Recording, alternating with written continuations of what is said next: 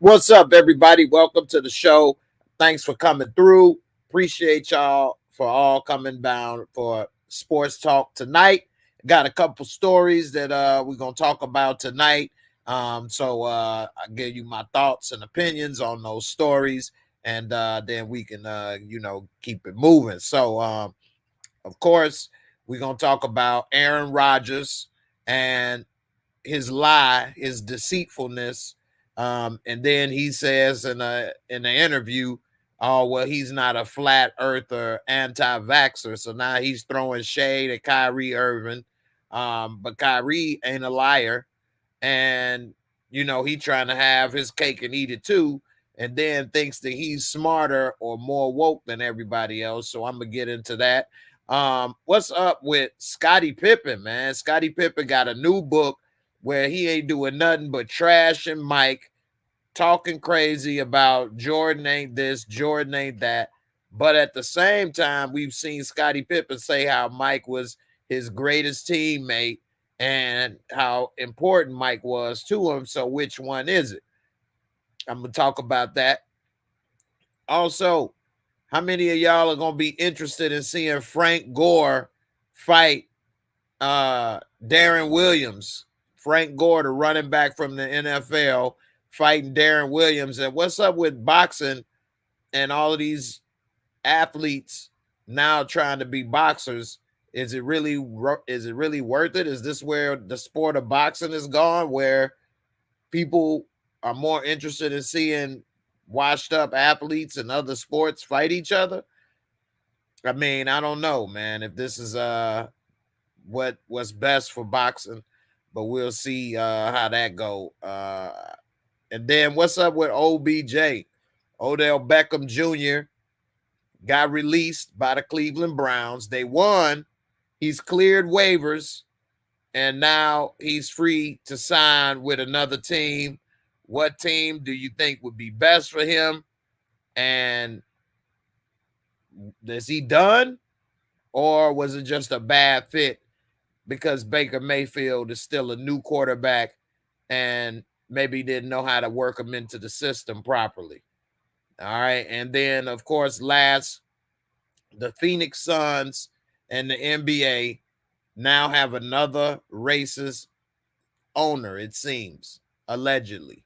Um, is that a problem in the NBA? Sports teams, period, franchise owners have racist ways, or is this just something that is coincidental? We'll talk about that. A couple of new things came out about that lately, so we'll talk about that. First, I'm gonna kick it off with Scottie Pippen and talk about Scottie Pippen, who was my second favorite Bulls player of all time. Maybe almost tied with Derrick Rose in his prime. I did love me some Derrick Rose in his prime. Um, but Jordan, of course, is my favorite Bulls player of all time, favorite player of all time. And I just can't believe Scottie Pippen coming out with more things to say that makes him look bad. And I think that he's bitter. I think he's a little salty that he doesn't get the shine that MJ gets, even though he should realize he's not the player that MJ is. Karl Malone was a better player than Scottie Pippen. You don't hear books and movies about Karl Malone or a lot of other players. That's just an example. So I don't know why Scottie Pippen feels the need to throw shade and tarnish not only MJ, but it makes himself look bad because he's already gone on record to say so many things for MJ in the past that now he looks dumb saying this stuff now. Um, so here's a little article that came out about Scottie Pippen. Let's see.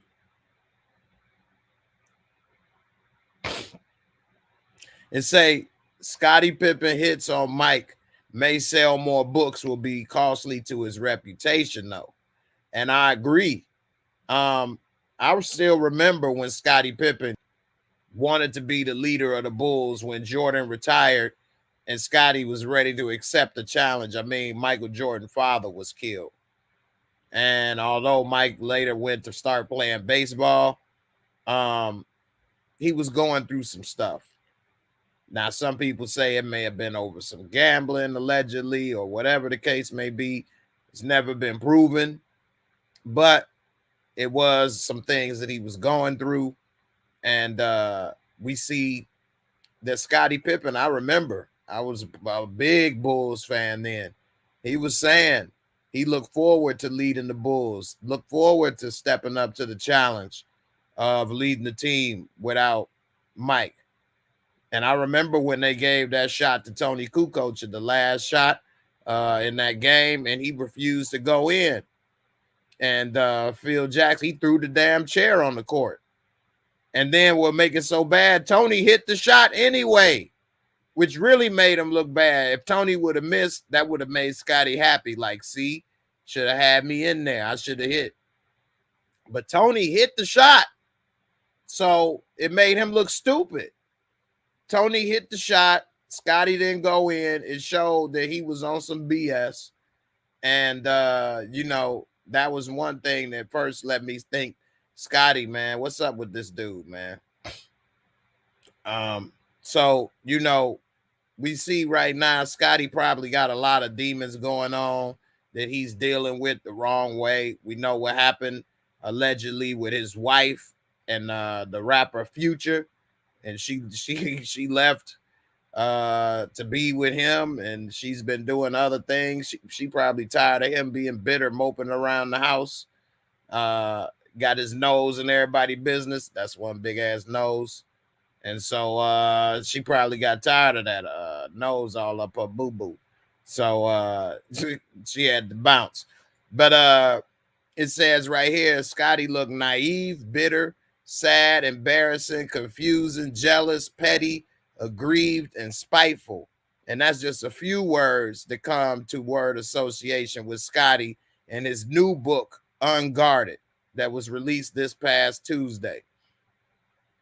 It says that of all those things, when he goes after former teammates and former friend Michael Jordan, it says he's unhappy with his depiction in the documentary The Last Dance, which first aired spring of 2020 during the COVID NBA hiatus. He said he feels slighted and wants to settle scores in the book. He couldn't have been more condescending if he tried, Pippen wrote of Jordan's role in The Last Dance, adding, now here I was in my mid-50s, 17 years since my final game, watching us being demeaned once again. Living through it the first time was insulting enough. Okay. He says Pippen is in the midst of a media tour to promote and sell more copies of the book out today from Atria Books. He says an excerpt of the book and a video Q&A ran in GQ. And it said that he says, sure, he wants to sell books and the more controversy, the better, but at what cost? His reputation. Pippen is entitled to write the book he wants, but the way he comes off is probably not the way he want to be remembered. To some degree, Pip is misguided and misleading one way or another, like his ire for Jordan. It says, while he skewers Jordan in the book, Pippen a decade ago also asked Jordan to be his presenter at the 2010 Basketball Hall of Fame ceremony. Why would you have Michael Jordan present you when you go to the Basketball Hall of Fame? That's a high honor. If you felt so condescending, he was, you know, such a bad dude. It said Pippen wanted Jordan there at one of the most special events of his professional career. And in his Hall of Fame speech, Pippen said, MJ, you've touched so many people's lives, but none like mine. Thank you for being the best teammate. I will always cherish that experience, and I will cherish our relationship forever. That's a big So which one is it? And it said, whatever has changed is not a good look for Pip. And he definitely appears jealous of Mike, and it doesn't make sense, of course. And we all know that Scotty was a great player, but Scotty probably would have never got to be who he is had he not played with Jordan. He damn sure wouldn't have the 6 championships. And you can say what you want about whether Mike would have 6 without Scotty, but Mike would have had 1, maybe 2, no matter what. They was going to find some people that can play with Mike. Scottie Pippen, he played 10 years without Jordan. He didn't win. He didn't win a championship even with them years in Portland. And, Pippen is respected. I mean, he had top 50 greatest player. They had him in the top 75 still. And, I don't know what his problem is. He tried to say that he was complaining that Jordan made $10 million from The Last Dance. So I guess Scotty broke. Like Jordan, a billionaire, $10 million ain't nothing. And it says that Jordan donated those earnings. And so, he feels that Jordan's role as an executive producer, he forgets, like, it's a reason why Jordan made money. I mean, he executive produced. He gave access to the cameras. The documentary's about him. Well, should he have done it for free? I mean, he donated the earnings, but, it was Jordan's perspective. And I think that Scotty, just like they say right here, if LeBron comes out with a documentary 10 years later from now, it's going to be LeBron's perspective. It's not going to be Kyrie Irving or Kevin Love or Anthony Davis or even D Wade perspective. It's going to be LeBron's perspective because it's his documentary. Those people want their perspective, make their own documentary, And so I don't know what Scottie Pippen's point and problem is. He's trying to sell his liquor. He probably been drinking a little bit too much of it his damn self. He trying to sell these books. I don't know. Maybe this NBA money ain't as long. Scottie Pippen did lose a lot of money years ago in bad investment or something happened with a accountant or something happened where he lost nice, millions of dollars. So who knows? Now he about to go through this divorce. He's probably going to lose more money. And he probably trying to figure out a way to get some. He probably jealous Jordan got into ownership and is a billionaire. And he's sitting here with about $30-40 million. He probably feel like that's pennies compared to what Jordan can do. And, Jordan, everybody told him don't sign those bad deals. It's been shown in The Last Dance and other things that Scotty is a bad businessman when it comes to certain things. And this is bad business for Scotty doing this. I don't agree with it. So definitely. So Montana Max, what's good, man? You say a super chat, but please don't put your face on a woman's body for me. Man, no problem, man. I got you, man. But thanks, man. I appreciate it. Definitely appreciate the support. I'll pull up one for you right here, man. And then I see a couple other comments I'll get to right quick, man. Hold on. Here go a super chat for you, man. Thanks for the support. Hey, guys. You ready to let the dogs out? What? Do what? Who let the dogs out? Who brought this guy? Who?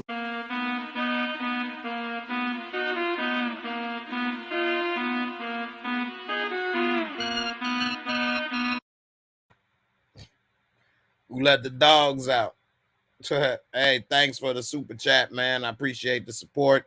Ill Woods, what's good, man? How you doing? One Journey, how you doing? Thanks for coming through as well. Hey, Rashonda, how you doing? Thanks for coming on through. John Doe, what's up, man? What's good, fam? You say when that money get low, the hungriness show as far as Scotty is concerned. Ill Woods, I agree, man. Scotty is tripping, man. And Rashonda, you said that Scotty and Mike were friends. I thought they were friends, and he said they were friends and all kind of stuff. But I guess, his money is funny. And so we could see it, that he didn't turn just as funny as his money or something. I don't know. Maybe he got a jealousy. But you know, whatever the case may be, it definitely ain't looking good for him in the long term. And you don't want to be remembered and tarnish your legacy as hating on the best person that helped your career in your life and elevated you. You know, so I don't know. You know, you say Pac-Man Big B, you said Pippen is bipolar. I know that's right. He definitely tripping. Another tech guy, bear down. You know it, man. The Bears looking good, man. If it wasn't for that late flag call, man, we probably could have won that taunting flag. But you know, the Bears, Justin Field, we got a lot of future, a lot of hope in the future. So we'll see how it go. What's up, Gina? How you doing? Glad to see you. Appreciate you for coming on through. All right, let's get to this other little story right quick, man.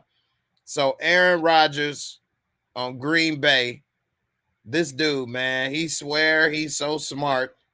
He thinks that he wasn't a liar by saying that he was immunized, knowing damn well what that meant. And so he's, you know, whether he actually said I took the vaccine or I was immunized, he knew what people were going to think. So you didn't actually say the words and lie, but you were intentionally deceitful.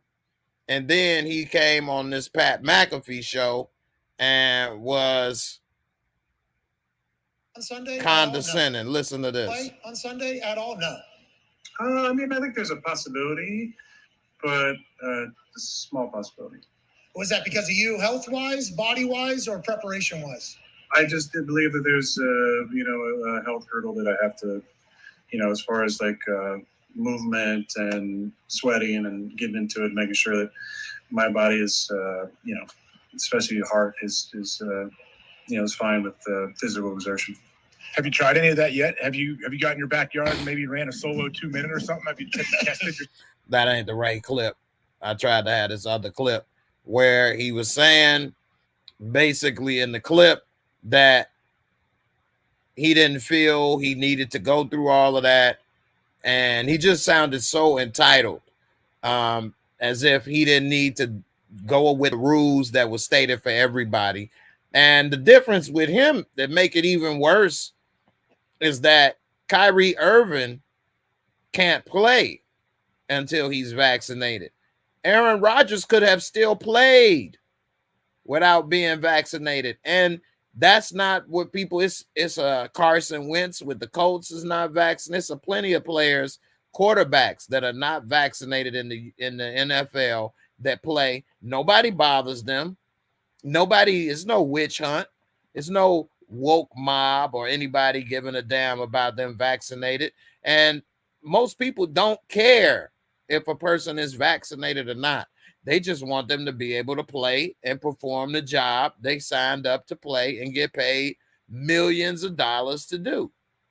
That's what most people care about. Like, I don't think people care if Kyrie is vaccinated or not. They just wanted the Nets to win the championship. The Nets had probably the best team in the NBA, and they wanted them to win. That's what they cared about.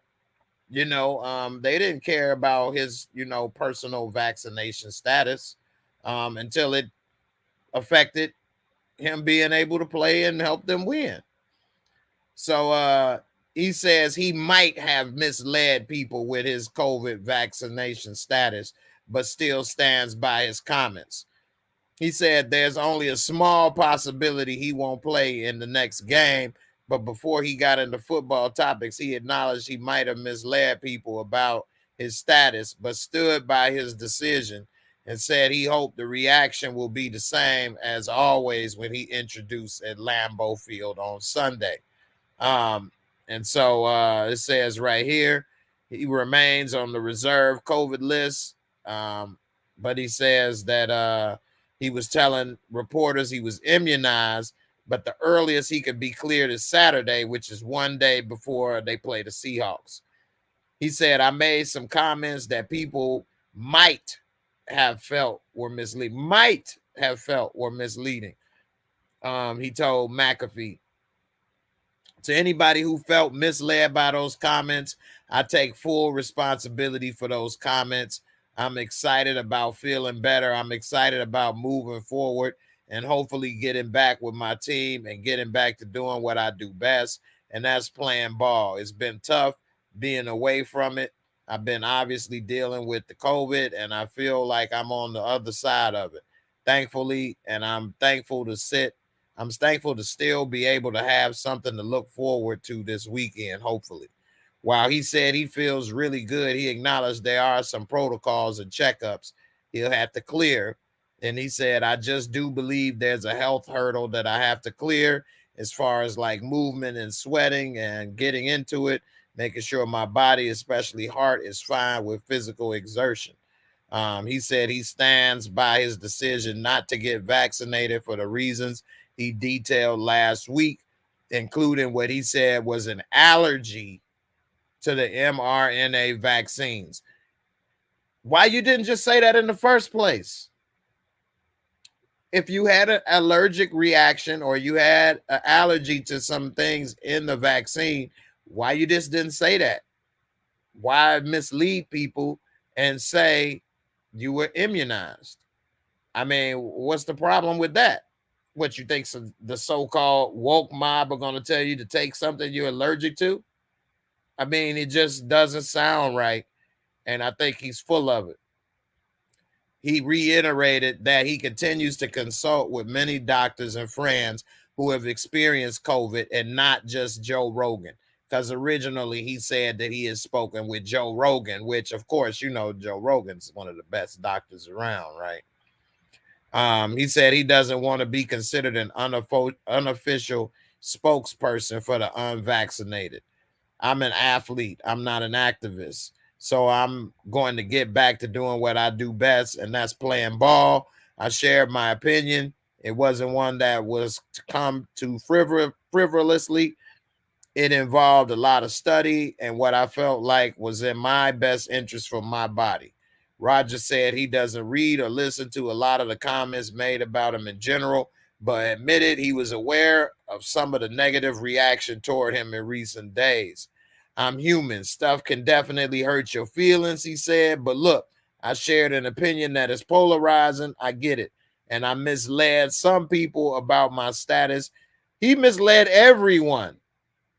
Where does he get some people? You made that question go away because you misled everyone, the media and all the fans, by saying that you were immunized.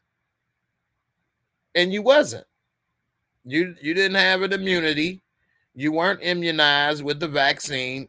You misled everybody. That's why this is a topic of conversation now, because everybody thought you took the vaccine. He said he take full responsibility of those comments. I mean, you said them. Who else you gonna put that on? He said, in the end, I have to stay true to who I am and what I'm about, which is what? Selfish, a liar, deceitful, entitled, privileged. I mean, who are you? That just made a whole nother light shine on you, and it's not a bright light. It's, you know, a negative light, dark light. So I don't know. He said he had a ton of empathy for people who have been going through the worst part of this pandemic, which has affected all of us in different ways.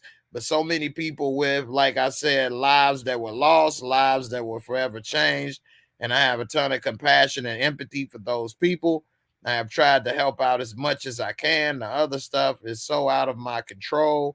And there's going to be people that don't like you and hate you for things you said or might not understand what you said or know what you said and might have just seen a headline.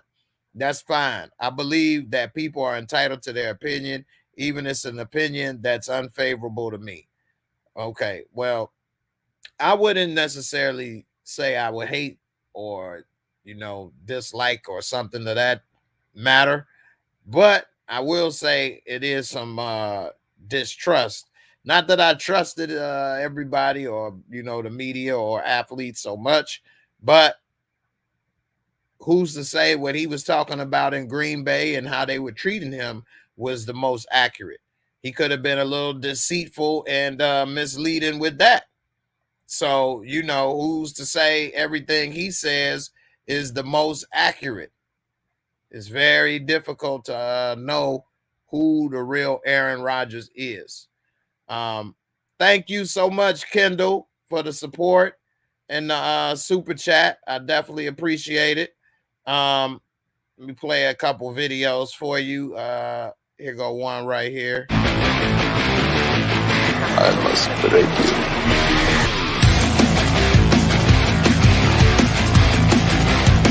I cannot be defeated. And here go one more for you. Thanks for the super chat. Thanks for the support.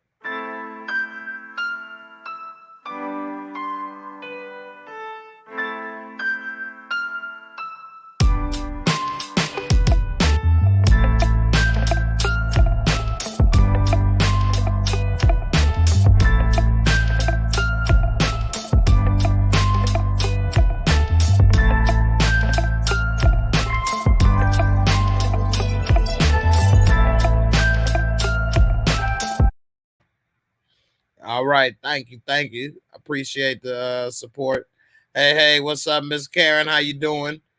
Jen, how you doing, Jen? Thanks for coming on through. All right. So, yeah, man, definitely Aaron Rodgers looking pretty suspect.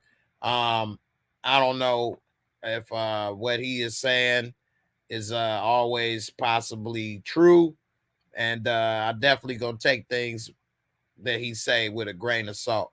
You can say what you want about people like Kyrie Irving, but Kyrie Irving isn't known to be a liar as well. So you may not agree, but at least you know he's a straightforward person. You know. What up, Slim? What's good, man? I never got your your email, but I appreciate it coming through. All right, Kendall, I'm glad you loved it. Glad you enjoyed that one. All right, let me get to this next one right quick. We could talk about the damn Frank Gore fight real quick. So Frank Gore and Darren Williams are about to fight. What's up with all these washed up or retired athletes now getting into the boxing ring?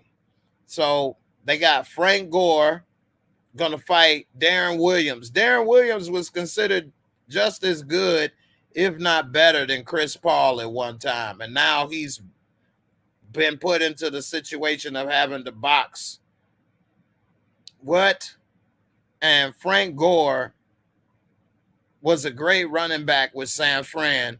He managed to stay on damn near another 10 years and compile a lot of numbers. But he did have a glory time with San Fran. And now he's fighting on the match with YouTuber Jake Paul and Tyson Fury's younger brother. I don't know, man.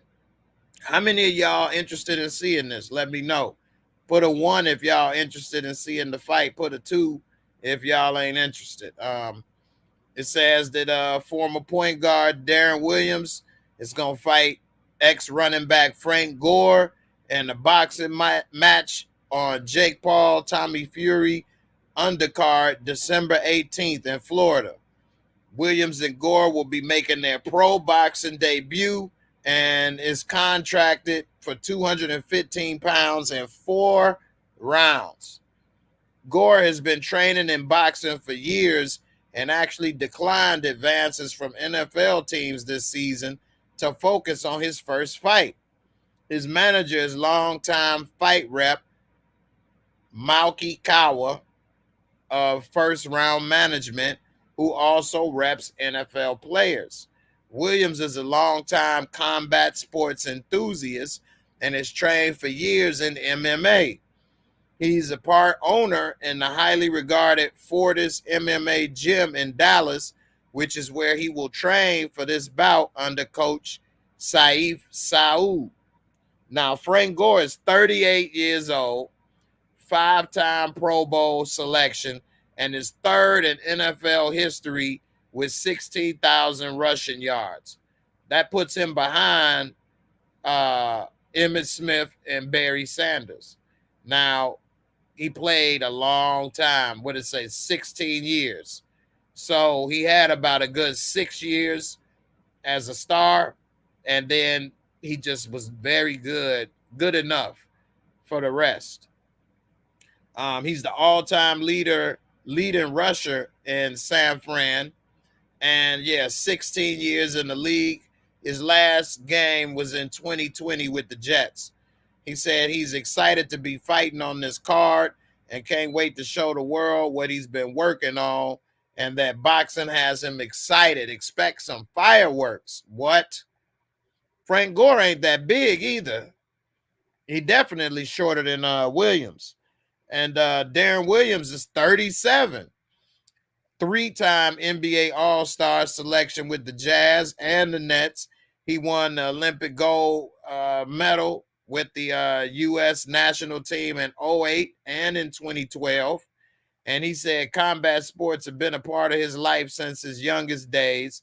And before I was a basketball player, I was a wrestler. Since 2015, I had the privilege of owning an MMA gym. And through that, I have trained in various martial arts to stay active. Over the last year, I've been waiting for the right opportunity to translate my training into a pro debut. Also on the undercard is Amanda Serrano, who is ESPN's number 3 ranked pound-for-pound women boxer. She's going to take on Miriam Gutierrez, and she's eyeing a high-profile match against Katie Taylor in 22. And another fight, Anthony Taylor, who is Paul's teammate, will fight Chris Avila, a protege of UFC superstar Nate Diaz. So, what do you all think about that? And also, before I get into some of the comments, Canelo beat Caleb Plant's ass, planted him in the ground, which I thought that was going to happen because I never even heard of Caleb Plant until this fight. But they did talk a good game in the pre-fight. He even scratched him or whatever and tried to smack him. But it looked like that was about the best part of what he had to offer. All right. So, I don't know. We'll see. You say you want to see that fight, huh? All right. I didn't see it, man. You got to send it again, man. I missed it. It definitely is a cash grab, money grab. Larry said he ain't interested in seeing it. Frank Gore played for a long time. He wasn't great. I said he had a great run with San Fran. I ain't say he was great, like a great running back. When he was with San Fran, he was a top 5 running back in the NFL for about 5 years. He was a top 5 running back. Then he just played a long time. You want to see the fight, Slim? Kendall, no. Karen, no. Slim, you the only one want to see it, man. You say Darren Williams' numbers is Hall of Fame worthy toward the beginning and midway through his career. Yeah. I mean, when he got that big contract in Brooklyn, he started going downhill. Now, he did put up like 24, 25 points a game one year in Brooklyn, but he just went down each year, down from 24 to 20 to 16, and then he just kind of fizzled out for whatever reasons. But he had an excellent career in Utah, and they say he may have made Jerry Sloan retire early.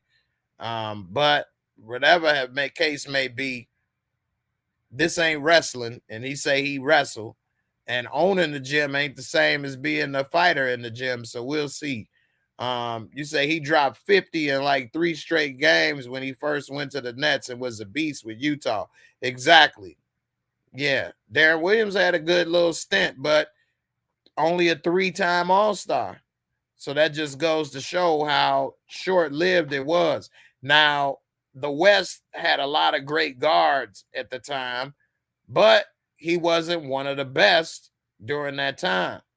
for long. He was a good guard, and at one point during that 3 to 4 year period, some people were wondering who was better between him and Chris Paul. He was actually picked before Chris Paul in the NBA draft. So but it say Frank Gore about to whoop on Williams. Williams has been watched for almost 10 years. He has. I don't know, man. We'll see. I won't buy the fight unless people want to chip in on Discord or something and make it work. I don't know. But I'm not interested. Logan Paul is not a good fighter to me. I think that Tyson Fury brother should beat him, especially if his brother is anything like Tyson Fury. I think that'd be a good fight. I wouldn't mind seeing him get dropped. Man, he didn't got a lot of success from YouTube. I ain't gonna lie, man. YouTube, he's damn near one of the biggest stars in YouTube. But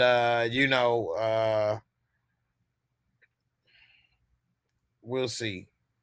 That's a good question. I do not think Frank Gore is a Hall of Famer, but I think he put up numbers that will be hard for him not to make it. But I do not think Frank Gore was a Hall of Fame talent. Very good player when he was with San Fran, and a little bit above average. After that, I will give him that.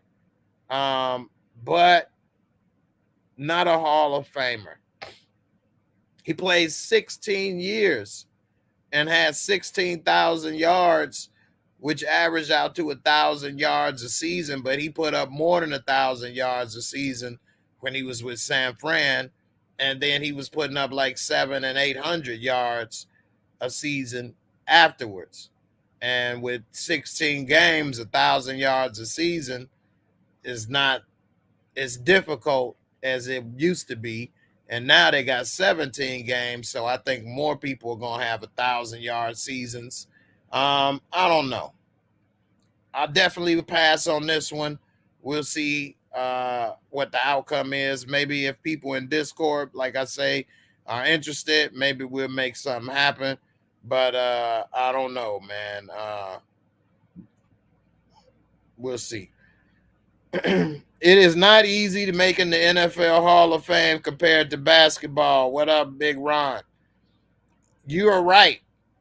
It used to be a little easier, though. They have people like Gale Sayers, who only played 4 years in the NFL Hall of Fame, and a couple other people that didn't play long. But the NFL Hall of Fame is more difficult because it's actually the NFL Hall of Fame. It's Pro Football Hall of Fame, whereas basketball is the Basketball Hall of Fame. So it's not just NBA. It's for college, international, Olympic, NBA, and women. So it's a little different because they have everybody that can make it and that's eligible for basketball, whereas you had to be in pro football, not college. You could have had a great college career and didn't translate into the NFL. Oh, well, sorry for you.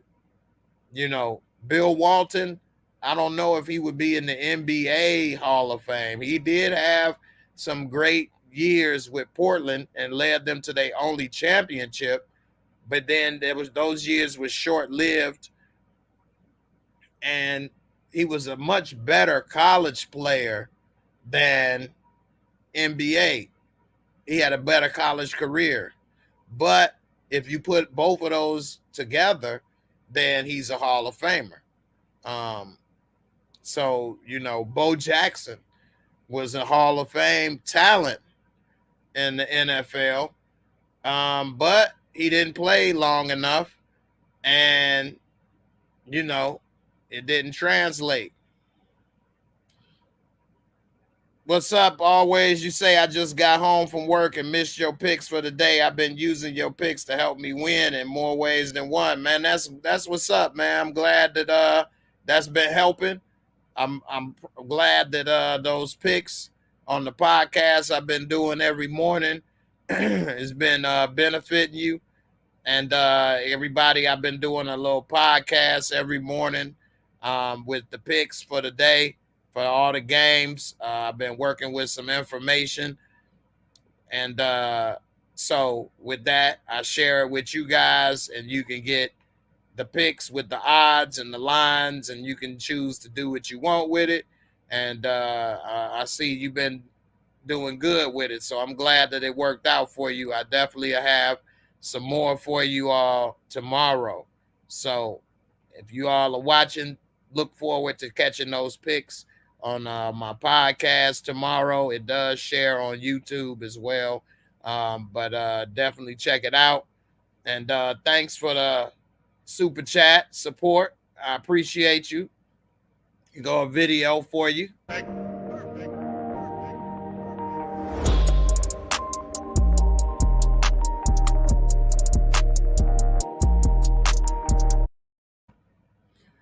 Hey, Jigga, that's what's up, man. You say them picks been coming in clutch for real. That's what's up, man.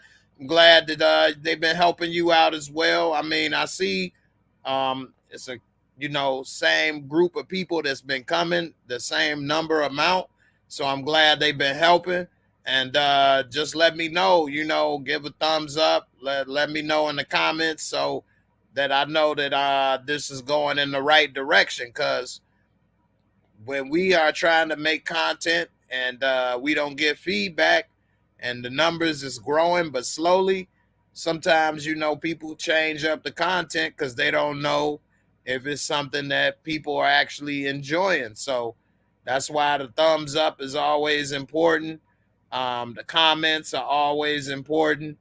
You got to let us know that you enjoy it and that it's working for you, and I'll keep it coming. So definitely do that. I appreciate it. All right. What's good, Jimmy? All right. So we see what was the other thing I was going to talk about? This one last Odell. So what's up? Is Odell Beckham washed? Or is Baker Mayfield just got a noodle for an arm? Or does he just not have the accuracy yet? He did throw a nice bomb to somebody else without Odell there. Maybe Odell was just, too big of a personality and he wasn't ready to deal with it yet. All the teammates loved him. And it seems that now that he's gone, he's going to have his best place to go of his choosing. Some people say Tampa Bay. I don't think Tampa Bay. It's already so many weapons in Tampa Bay that it would be just probably cause a problem with not enough people getting touches. So 2 questions I'm going to ask y'all. Is Odell Beckham washed up? Y'all let me know in the comments. And then where's the best place for him to go? I'm going to answer. I don't think he's washed up. I think that wasn't the best situation for him. Even though him and Jarvis Landry could have been the best combination of receivers in the NFL, it seems that he performed a little better with a quarterback with a strong arm and where he was the primary target. So with Baker Mayfield, with the weapons that he had and the running game and the passing options, it seemed that he wasn't getting enough opportunities, Odell, and maybe it was making him not as interested in the offense as he normally would be, or involved in the offense as he normally would be. And it says that multiple teams with winning records and established offenses are expected to be interested in Odell, and certain players already reached out trying to, have him come join their organization. The Browns excused Beckham from practice last week. They negotiated his exit, and after he was officially released Monday, he was eligible to be grabbed by all the other teams in the NFL. But none wanted to put in the waiver claim and pick up his renegotiated contract of $7.25 million. So now Cleveland got to pay $4.25 million, but they get to save $3 million. And he's only 29 years old. So he got a lot of game left. He's only had 17 catches this year for 232 yards and 0 touchdowns in 6 games. That's horrible. Eli Manning was doing better than what Baker was doing with him. And he's only had 2 100-yard games in 29 games with the Browns since 2019. So, you know, he asked to be traded. He never developed an on-field connection with Baker, and he essentially forced his release last week when his father shared an 11-minute video on social media hours before the trade deadline of plays in which Mayfield didn't pass him the ball. So we'll see. He's a 3-time Pro Bowler with over 1,000 yards receiving in his first season with Cleveland, but suffered a season-ending knee injury in 2020 and then was out when they was in the playoffs. So, what's up? Where do y'all think he should go? And do you think that he's washed up? Let's see. You say Odell to the Packers. That would be a nice pick. Aaron Rodgers would find him. That would be a hell of a move right there. Say what you want about Aaron Rodgers. He ain't never had an Odell Beckham type of talent. That would be a big deal right there. You say he ain't washed, Jigga. That offensive scheme didn't fit him. I'm with you on that. I don't think he washed either. Jay Wellathon, he's going to revive his career. I think so as well. Il Woods, you say OBJ isn't all that to me. He's a hype job.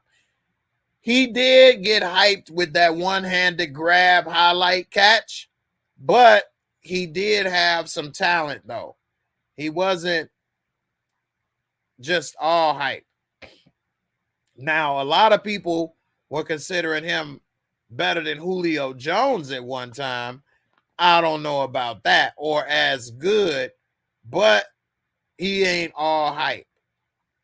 He needs a solid QB. I agree. And I think that he'll do good with Aaron Rodgers, definitely. You say Baker sucks, but OBJ is overrated and never really a number one receiver. I would say Baker is not. He has went downhill this year. He did a little better last year, I believe, than he doing this year or the year before when he put up 27 touchdowns and like 12 interceptions. That was a little better. I think he threw like 20-something interceptions either the year before or last year. That might have been the start of him going downhill. And now, I mean, he can't even pass gas. So I don't know about that. And as far as Odell is a number one, I think he need a better quarterback. Now, I think he a number one, but I don't think that he's the best in the game. Not better than Antonio Brown or Julio Jones or nothing like that. Jamari Riddick, you say the Chargers. I would love to have him on the Bears, but Justin Fields ain't ready for no Odell yet. He wouldn't know what to do. You say, hey, we'll take him in Baltimore, be a distraction, sort of like when Ocho Cinco was in New England. Yeah, but I think that y'all will be able to use him in Baltimore. You know, we'll see. That would be a good weapon, though. You say if I was OBJ, go to Green Bay or the Chiefs. The Chiefs, that would be good with the Chiefs to be on the opposite side of because it looked like he's starting to slow down a little bit too. So we'll see. You say Larry Jones, Odell is a rhythm receiver, and the Browns' priority is the run game. I think he would be good in Green Bay or the Rams. Yeah. Now, the Rams is another good spot too. Matthew Stafford would definitely be able to hit him with that. And the Browns, they do love the run game. They really do. So they more of a run and defensive team this year. And so, yeah, having him with the pass priority team, Green Bay or the Rams, that would be big. Especially, Big Ron say the Raiders or the Rams. Yeah, because the Raiders just lost their deep threat and Henry Ruggs. So that would be perfect. That would be perfect. You're right. He could just slide right on in and they wouldn't even miss a beat. Henry Ruggs may never play football again, looking at what he did. Jigga, you said the Ravens, Packers, or Saints. Yeah, the Saints. Yeah, but this Jameis Winston coming back, I think he out for the season, ain't he? So I'm not sure. You say Adams is better than OBJ? Okay. I mean, maybe right now, but I don't know. And Odell Prime, only receivers I say was better than him was Julio, AB, and maybe D Hop. Jamari, you ain't that far off. I could see him as a top 5, maybe top 6 receiver in his prime. It wasn't many better than him, but he wasn't number 1. He had the best highlights, and a lot of people watch highlights and think that's the whole thing. But yeah. You say, yeah, Justin not ready for an Odell. No, I wish, but no, he ain't ready. The Raiders signed D-Jax. Oh, Deshaun Jackson? I don't know. If I had a choice, I'd rather have Odell than Deshaun Jackson, man. You talk about to be done. Deshaun Jackson is about to be done, man. I mean, he has some burners, but it looked like them flames is about to fizzle out. So I don't know. Okay, Deshaun Jackson, man, he ain't what he used to be. We'll see. Deshaun Jackson, man, he was dope with Philly, and he was okay with Washington, but I mean, he ain't the same no more. The Phoenix Suns in the NBA, real quick, got another racist owner. Earl Watson said it was toxic in the ownership there. The owner would say all kind of racist, homophobic, misogynistic things. Now the wife is text messaging former employees, saying all kind of stuff to them. Saying that she said over the weekend, I decided on my own to reach out to a few people to try to set the record straight and do share how disappointed and hurt I am by the lies that are circulating about my husband and the Suns organization. I shared the betrayal that I felt, and I touched on some of the pain that we are going through as a family. Any suggestion that I tried to intimidate anyone is as silly as it is wrong and outrageous. Why is she getting this bad advice, or why is she doesn't realize this was going to turn out wrong for her to text message former employees? She said in one message, "This is Penny Sarver. I know a lot of bridges were burned between you and Robert, and you are very bitter. I want to remind you that real lives are at stake here." I guess that their life ain't a real one. Later, the message added, "Please put your hatred aside and realize the hurt you are causing by spreading lies and fabrications. Is your time in the spotlight that important? If something happens to one of my children, I will hold you and Earl Watson personally responsible. Think about your own child for a second and imagine the tables turned." What? She trying to sound like the godmother up in here. She said that Earl Watson said, he was the former head coach. He said that Sarver's language and behavior emboldened a toxic workplace.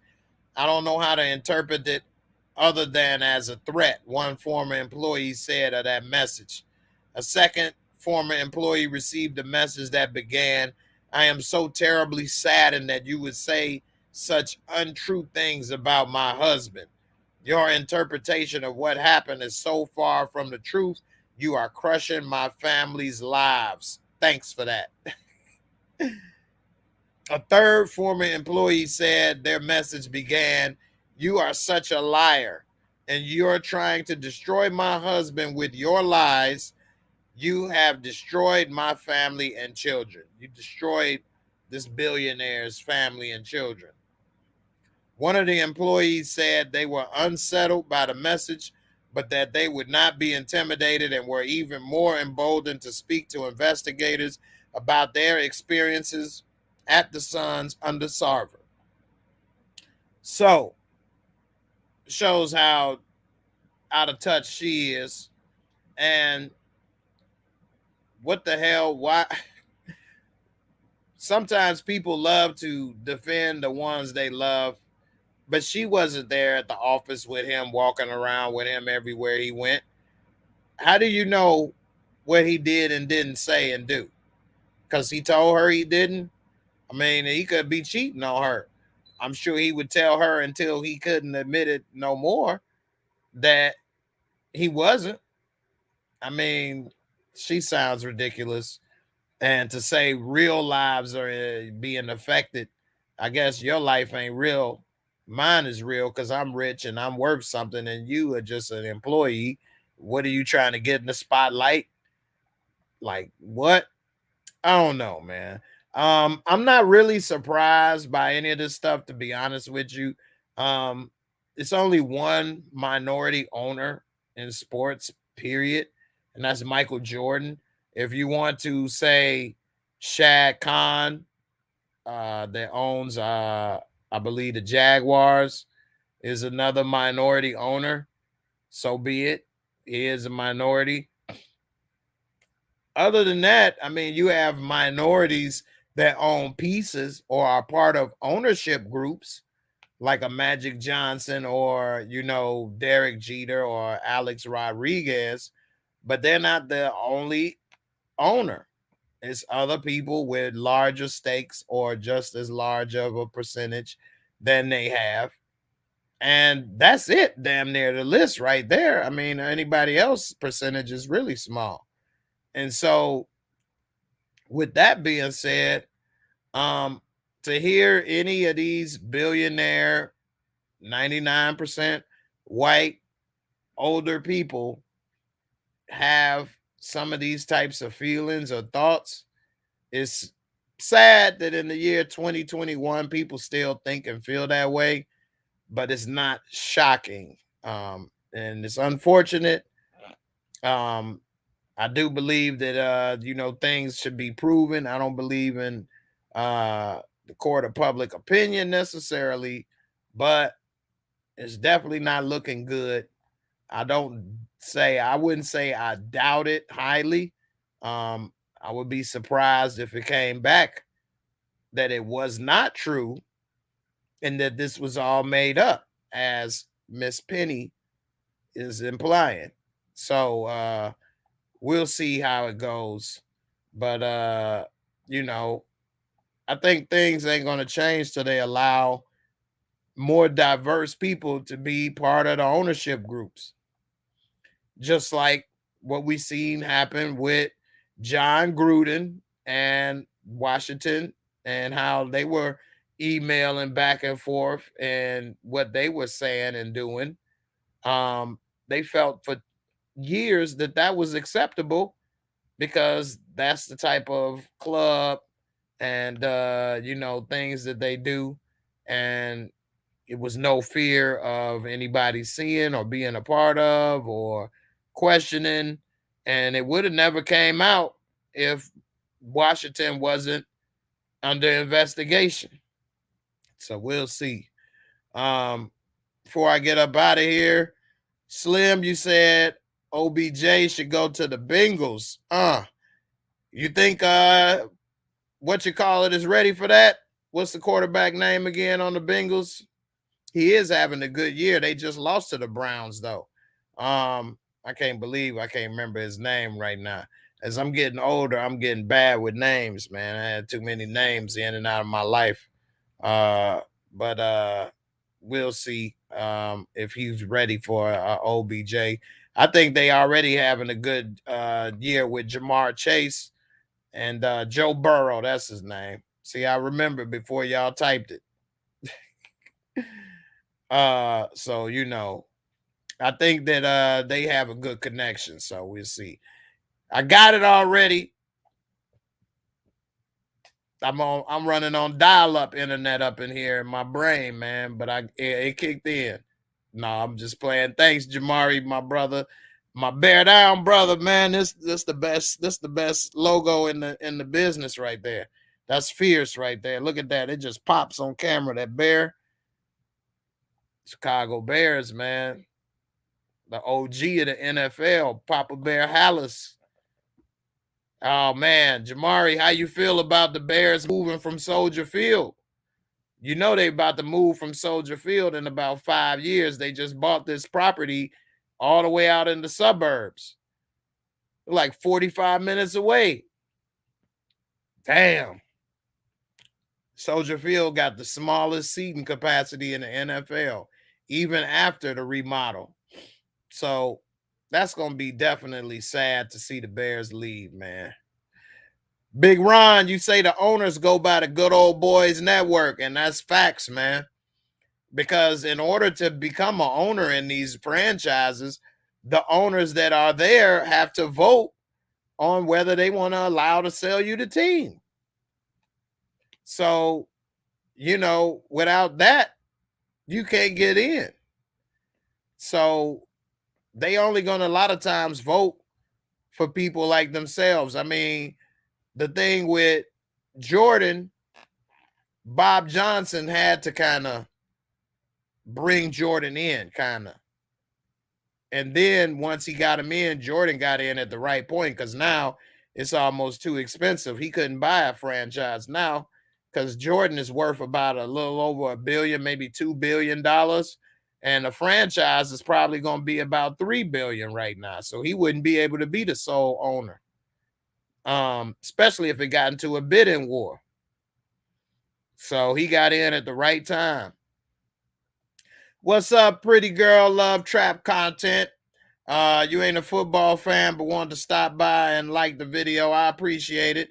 And you know, I talk about all kind of stuff, not just football. We done talked about fights, basketball, Aaron Rodgers and the Vax. I try to talk about the top sports stories of the week. So we ain't necessarily talking about the X's and O's of the games. So I appreciate you for coming through, though. Definitely. As far as the Suns, it probably will be a slap on the wrist because it's a lot of hearsay. I think the wife made a bigger mistake by texting these people. So we'll see how that turns out. Dre Wright, what's good, fam? Welcome. Jamari, you say, I'm excited to see the Bears leave Soldier Field. I'm from Jersey, so I don't have an attachment to Soldier Field. Plus, the Bears don't have a history at Soldier Field like Green Bay have with Lambeau. Man, the Bears been in Soldier Field since, I think, the late 60s or the early 70s. And I'm from Chicago, so I've been to all my Bears games have been at Soldier Field. My sister used to be married to a Chicago Bears player, and we used to go to the games a lot in the locker room and all kind of stuff. So I really, really miss Soldier Field. And that's the old Soldier Field. I never been there once they remodeled it. I need to hurry up and get in there before there's no more Bears games. So, you know. Bucks fanboy, you say sound like OBJ to New England is a done deal. I hope not. I don't think that's the best spot for him. Mac Jones does look like he gonna be a good quarterback. And hey, I know I give the sports picks for everybody to put money or do whatever you want with. I'm gonna tell you another way to make money on sports. Buy trading cards. I got a bunch of Mac Jones rookie cards. Let me tell you, a Tom Brady rookie card, You looking at $5,000, $10,000, $20,000 right now for a Tom Brady rookie card. So some of these cards, man, you might want to get. I got a lot of cards worth a nice amount of money. 10 years. Some don't even take 10 years. Some only take 3 years and they worth thousands of dollars. Luka Doncic rookie cards going for 5-10 grand right now. He only in his 4th year in the NBA. So you might want to look into that. Go to eBay. eBay got some of the best prices on players and cards. You see a player you think may be a star. I got a lot of Mac Jones cards for like $5. So hey, it may turn out to be a star, and I definitely gonna get my $5 worth. You know what I'm saying? The Bears have a better winning history at Wrigley Field, but they probably been at Soldier Field longer. At Wrigley Field is when Gale Sayers and Dick Butkus and those guys were there. The Bears won all the NFL titles there, and they were definitely winners there. So they definitely have a winning history there, but not, I don't think, because they've been in Soldier Field for like 50 years now. So I don't know. You an NBA girl, pretty girl, love trap content? That's what's up. I love NBA the most. Football was my first love, but NBA is just so much fast-paced excitement. I love the NBA. I talked a little bit about the NBA, so you can check it out. Yeah. Oh, you didn't miss out on it because I was about to wrap it up before I go. That was the last story of the night. So I'm glad you reminded me. I almost missed it. So the last story for tonight is we saw this weak move with Marcus Morris, who's a role player, versus the Joker, who's the MVP of the NBA. He a 2nd round pick, the greatest 2nd round pick in the history of the NBA. He's a white dude, foreigner, with amazing skills. Amazing skills, man. One of the most talented bigs, point center. And so while he was coming down the court, Morris ran into him. And in the NBA, you can't prove you got to prove you ain't no punk. Here's the play right here. So that's Joker with the ball. Look, he's 7 foot. Look, bang. He just banged him. Look, pushed him down. Now, Morris, of course, is going to act like he just got decapitated. He over there holding his head so that they can get Joker thrown out, which was a good strategy. I ain't going to lie. But at the same time, get your ass up. Now, look. You see that? Like, nah, dude, get your ass up. Now, where's his head and neck hurt at? I mean, does he deserve Academy Award or what? All he got was a shoulder. But that's the thing in the NBA, and I've watched a lot. And speaking of watching a lot of NBA documentaries, the Kevin Garnett NBA documentary is going to be fire. It's about to come out this month. The Kevin Garnett documentary, I think it's on HBO. The Kevin Garnett documentary is coming out on HBO this month. I was watching the previews earlier. Man, that looked good. I remember that time. But anyway, he was the first high school player picked since Moses Malone. Then after KG did so well, they wanted to pick everybody from high school. And that's when the Kobe Bryants and all those people started coming. But anyway, in all the NBA documentaries I've seen, and everybody I ever known played ball and been around, basketball, it's a mental and a physical game, and people will trash talk you. And so they also will test you. So if he knew he could run and bang Jokic like that and he wasn't going to do nothing, then it's going to be more coming his way. So he had to let him know, I ain't no punk. Don't come at me like that. And although he did sell it by holding his neck on the floor as if, my neck and my back, he got what he deserved.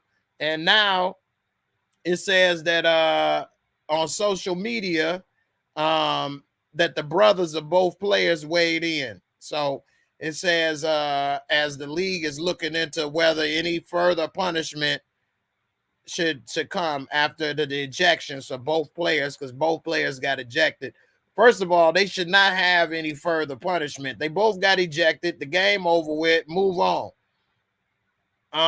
It says that that Marcus Morris, who is Markeith's twin brother, got on Twitter and he intimated that Jokic shoving his brother from behind was shady and that he will remember it. Yeah, I hope you remember how your brother was laying there holding his neck too then. He said, waited till bro turned his back. No, he pushed him and turned his back immediately. What you mean waited? He didn't run and hit Jokic and then stand and stare him down. As soon as he hit him, he turned his back. We could watch it again.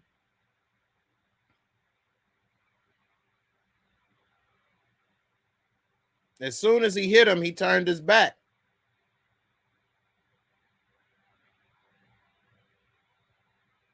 So, you know, he tried to make it seem as if he waited. Your brother knew he was shady, and he turned his back right away.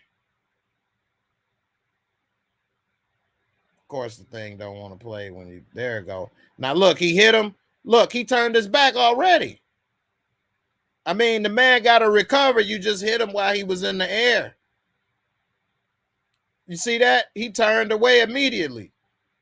Anyway, he said he had an emoji with a pen in his hand as if he writing it down.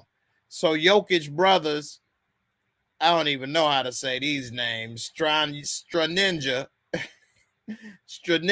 and Nemanja, to open up a Twitter account named Jokic Brothers to respond to Marcus Morris. The new account tweeted, "You should leave this the way it is instead of publicly threatening our brother. Your brother made a dirty play first. If you want to make a step further, be sure we will be waiting for you. Jokic Brothers." On Tuesday, Marcus Morris said his mom got the final word. Mama said, don't talk on social media no more. Well, there you have it. I love you, mama. Anyway, what's up, man? What y'all think? Y'all think that was a dirty play? You know, what's up? We see that okay, you say the Bears was at Wrigley for 50, Soldier Field 51, 52. So they've been at Soldier Field longer. Joker is completely in the right, how I see it. Facts. Big Ron, you say, but Jay, just because Joker's from Europe doesn't mean anything. He from Serbia, where they live extremely hard, dealing with bombing and etc. I can't blame Joker for standing up for himself. You exactly right, though. But a lot of Americans, especially Black Americans, look at them as not being tough because a lot of them are kind of quiet, soft-spoken, and, you know, they think, I'm from the hood or I'm this, I'm that, and then, you know, they try to test them. So, you know, and his brother did start it and tried to walk away as if he didn't do nothing, knowing damn well what he did. You say, hell, Joker didn't even see Morris coming when the first hit happened. Exactly. Larry Jones, the Morris twins, dirty in general. They are dirty in general. They got a history of being dirty. They got some damn nerve. That's part of the reason that they even got a job in the NBA is because they scrappy like that. Young Slim, Ninja's always trying to act like the victim. I know, right? Larry Jones, Jokic gonna call him Milan. He gonna call Milan from Power. Hey, we have a little problem. We have a problem here on the court. This ninja try to push me. I tell him, I know, bitch. I push you back, huh? I push you back. You turned your back on me. That's no. That's no. You don't do that. They don't call me Joker for nothing. Joker's wild. Joker is wild. Joker is wild, no? Joker is wild, no? Okay, then. Let's do this. Oh, man. Well, yeah, man. I think the NBA should leave it alone. If the other Morris twin try to come at him in another game, suspend his ass, eject him, and let Jokic play. Because, it's over with, man. They both got ejected. Keep it moving. The NBA got a little too soft lately. So it is what it is. Let them play. No? We go and play ball. Yes? We do this. Huh? You take game from me. You take game from him. It's fair. Even Stevens. Yes? Even Stevens. Yes? No? He'll know if they mean right or wrong anyway. And you say, yes? Even Stevens. Yes? What is it? Even Stevens. No? Huh? Which one is it that you agree with? The yes or the no? Anyway. Hey, man, I appreciate everybody for coming through. I'm glad y'all enjoyed the little show, and I appreciate everybody, man. If y'all new and watching, definitely hit the thumbs up, subscribe, and I'll see y'all back this Friday with some more content. And everybody be safe out there. Definitely take care of yourself, and I'll see y'all later, man. Peace, and be safe. Deuces.